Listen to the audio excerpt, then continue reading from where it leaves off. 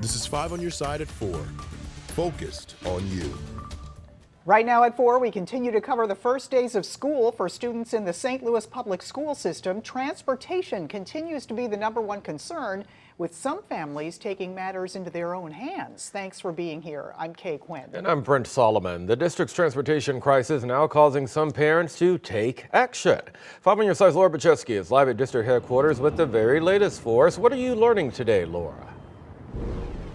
Kay and Brent, it seems like things went a lot better today. Some of the parents who didn't have a ride to school yesterday did have one today, so there's definitely been some improvements, but others still didn't have a ride. Their parents ended up taking them to school if they were able to. We reached out to the district to follow up and see if things went better on their end today. We haven't heard back yet. The St. Louis Public Schools Parent Action Council says the reality is it's unclear how long it's going to be this way and encourages all parents to join the carpool group.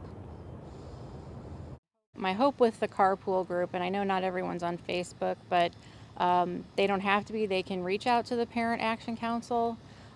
We will do our best to find rides for them.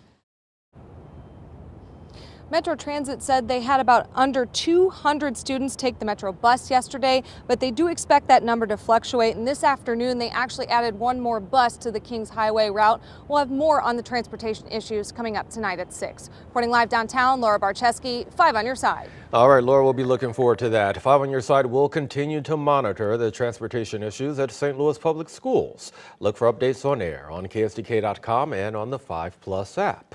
Developing now in South St. Louis County, a teenager is dead after a shooting in South County.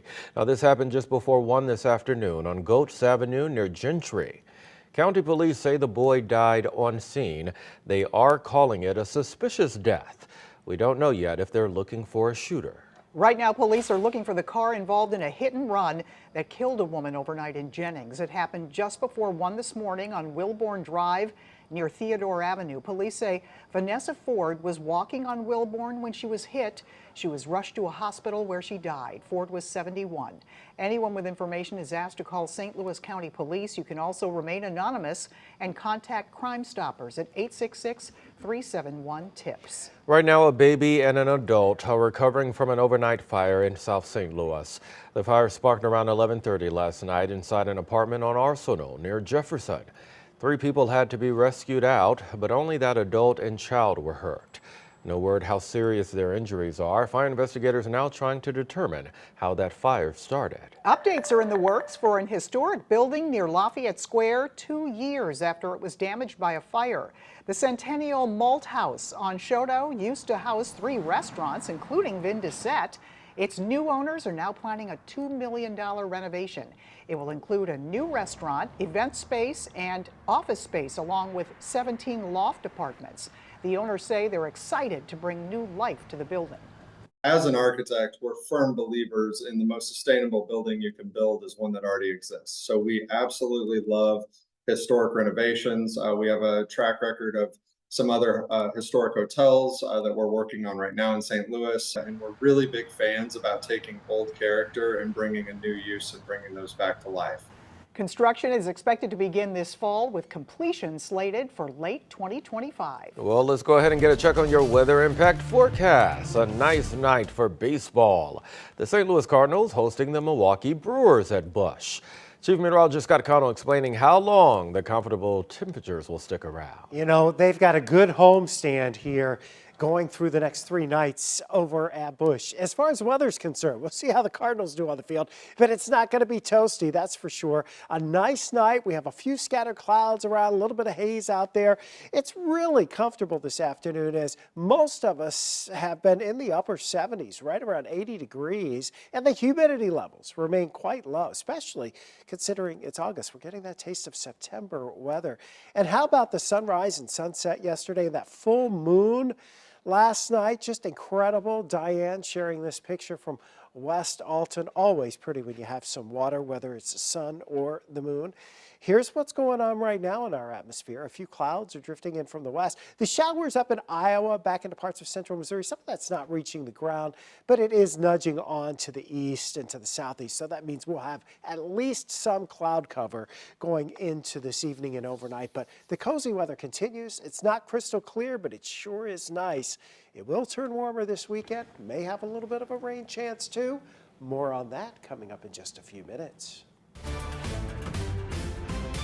Well, it is day 2 of the Democratic National Convention, and the doors just opened at the United Center in Chicago. Tonight's speakers include former President Obama and First Lady Michelle Obama, who are all set to rally around the Harris-Walz ticket. As NBC's Bree Jackson reports, former President Trump and Republicans are out countering with their own message.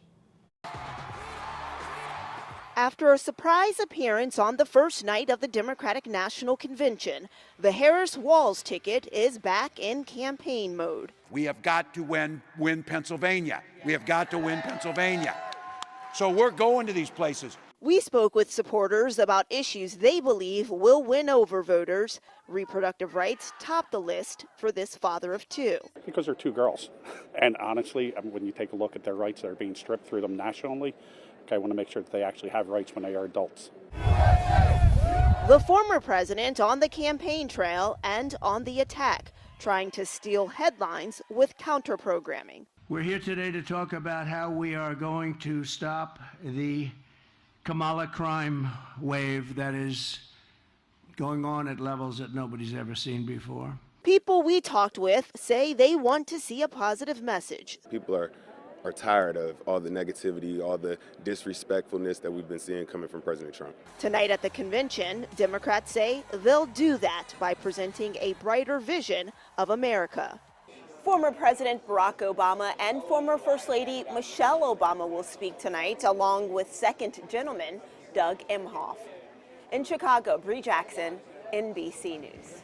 And our political editor, Mark Maxwell, is reporting live from the convention in Chicago. You can catch his reports tonight at 5, 6, and 10, or on KSDK.com and streaming on 5+. Much more news still ahead. The St. Louis Blues are a month away from their first preseason game.